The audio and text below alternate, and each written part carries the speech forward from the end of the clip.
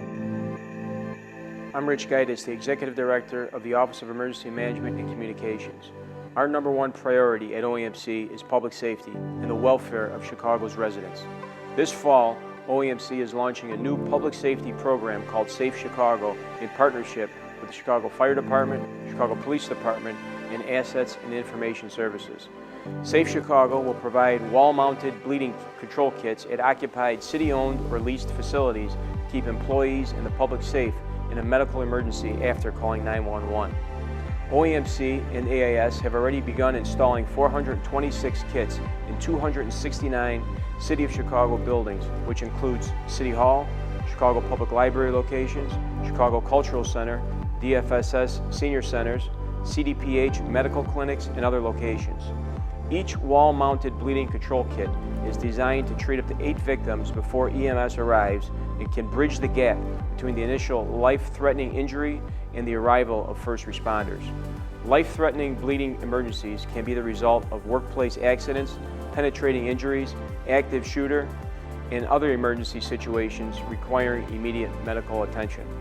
Our goal is to improve the safety of residents and city employees by making life-saving equipment readily available.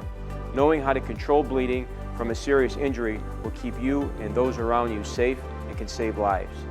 So the City of Chicago is completing this program to not only build a more resilient workforce and more resilient infrastructure, but also because we were awarded this grant at OEMC by the federal government under the Urban Area Security Initiative grant. So under this grant, we were able to supply all of our city buildings with wall-mounted bleeding control kits, as well as purchasing training materials so we can train our employees in how to use those kits.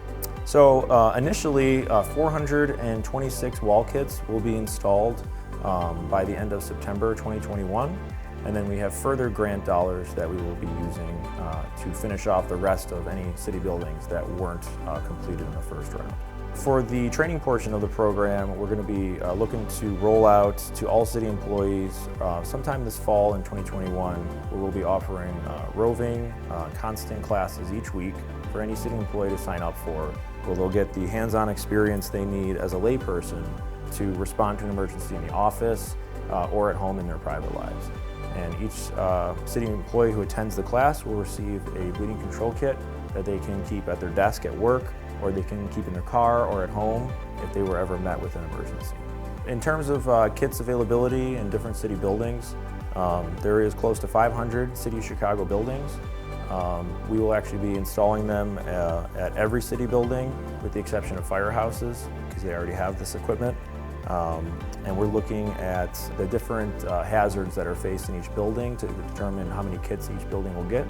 So for example, City Hall will be receiving 28 bleeding control kits. There's about 2 to 3 on every floor. That way they have the capabilities on all sides of the building.